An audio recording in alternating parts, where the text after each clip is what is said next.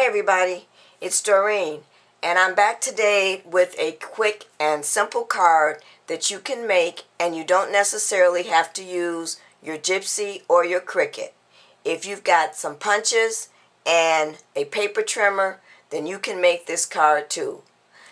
I sometimes find that I have a hard time trying to come up with a card for a male or a masculine card, and I needed to make a birthday card for my dad. So I decided to go ahead and use my card maker's sketchbook to come up with this card. So come on and join me, and I'm going to show you how to make this card. Okay everybody, so I'm going to go ahead and bring up the supplies so we can get started making the card. So now, I got this card idea from this book called Card Maker's Sketchbook, and I use this book a lot when I kind of run out of ideas of how I want to make a card. So the card sketch that I'm going to be using is this one right here, and with this card sketch you can actually use just your punches, but I went ahead and used my Gypsy to cut out my elements.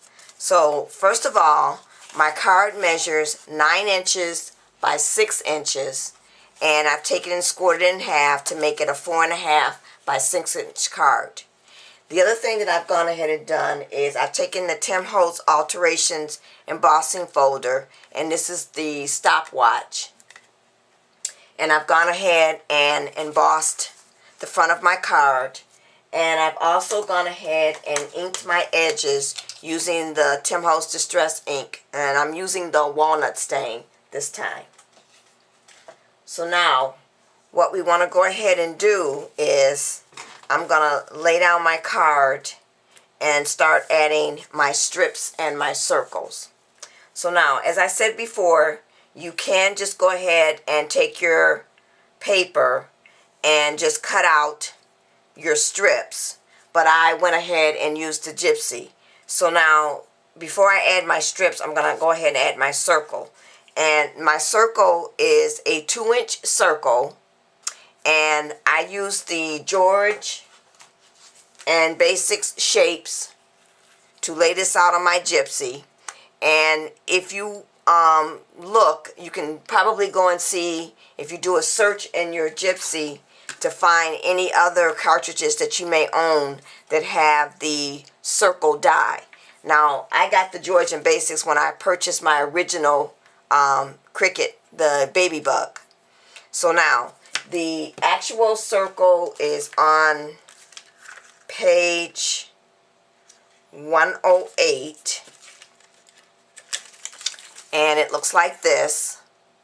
And as I said, my first circle I cut at 2 inches, and that would be key number 11, which is this key right here, and it looks like that. So we're going to go ahead and add the first circle, and I'm going to kind of place my circle, let's see, about right there, and I'm just going to line this up for right now and just lay it out right there.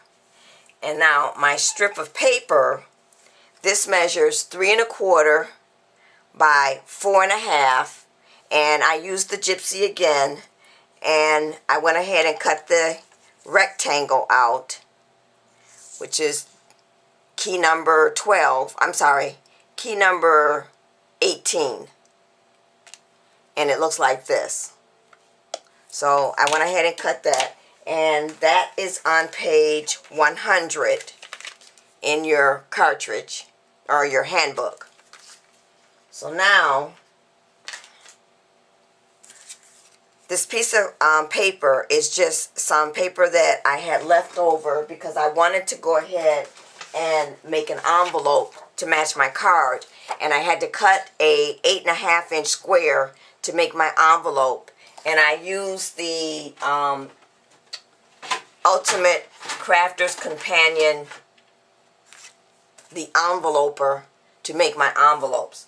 So since I had some of this paper left over after I cut the 8.5-inch square, I decided to use those strips to make my card.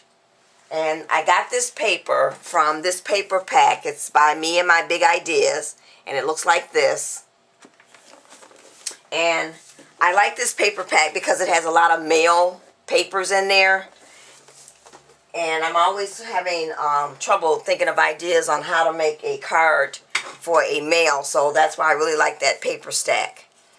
So I marked here where I kind of want my strip to go. So I'm looking at putting my strip right there. So I'm going to go ahead and take my Tombow adhesive, and if I didn't say before, I cut the circle at 2 inches, but if you have a 2-inch punch, you can go ahead and use that. And I also took and ran it through my Argyle's Cut-A-Bug folder. So let's go ahead and get some tape on the back of here, and we're going to get the circle and lay it down. So I kind of want to line it up about right there. And just lay that down. And I'm just going to make sure I have it adhered properly. Okay, so then I'm going to go ahead and add my first strip, and I'm going to put my strip about right here. So let's go ahead, and I've gone ahead also and inked the edges of this using the walnut stain again. And I'm just going to get some Tombow adhesive on here.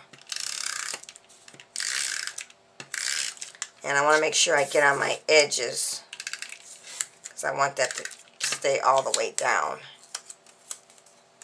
And I'm just going to, I placed a mark there where I want that strip to go, which is right across there. So now what we're going to do is we're going to go ahead and add the next circle. And this circle measures 1 3/4. And once again, I used my Cricut to cut it out. And I've gone ahead and embossed this as well using the stopwatch embossing folder. And I'm going to line that up. Let's see. And I want to place it about right there, close to the edge, because I want a little bit of this circle to show through. So I'm going to line it up and place it right there. And then before I go ahead and tape it down, I want to go ahead and add my top strip. And my top strip measures 3/4 of an inch, or 0.75 on your gypsy, and 6 inches long. So I'm going to go ahead and I want to place that about right there. And I think that's the way I want that to lay. So let's go ahead and adhere the 1 3/4 inch circle. And once again, I'm going to use my Tombow adhesive and get some tape on there. And then I'm just going to lay that down close to the edge. And place it right there. And I'm just eyeballing this till it looks about like where I want it. So now we'll go ahead and we'll add our strip. And we're going to place the strip right there. So once again, we're going to take the Tombow adhesive. And this is a really quick card. And like I said before, you don't have to use your Cricut or your Gypsy to do this card. You're just really just cutting some strips, and if you have punches, you can go ahead and use your punches and do the same thing. It's just I found it was easier to just draw everything out on my gypsy because I didn't exactly know how I wanted it to lay. And then I could go ahead and design it. So now the last thing we want to do before we add our sentiment on the front is I want to add my top circle. Now, to make the top circle, I'm using the bottle caps. And I got these on Etsy, and I'll put a link to where I got them on Etsy. So what I've done is I've gone ahead and taken it and flattened it in my Cuttlebug, or not, in my Big Shot. And then I went and I punched out a 1-inch circle with some scraps of paper that I had left over from a previous card. And I ran that piece of paper through my Xyron machine and stuck it inside the bottle cap. Before I did all of that, though, I did go ahead and use some of the Rub and Buff, and this is the antique gold color, and put that all around the bottle cap after it was flattened. Then I added my strip of, or my circle of paper, and then I added the epoxy sticker on top. So now we're just going to go ahead and place that right there. So now, rather than using my glue gun, I picked up this metal liquid glue when I went to the CHA show. So I'm going to try using this. This is supposed to be really good for adhering metal. So I'm just going to get some on the back.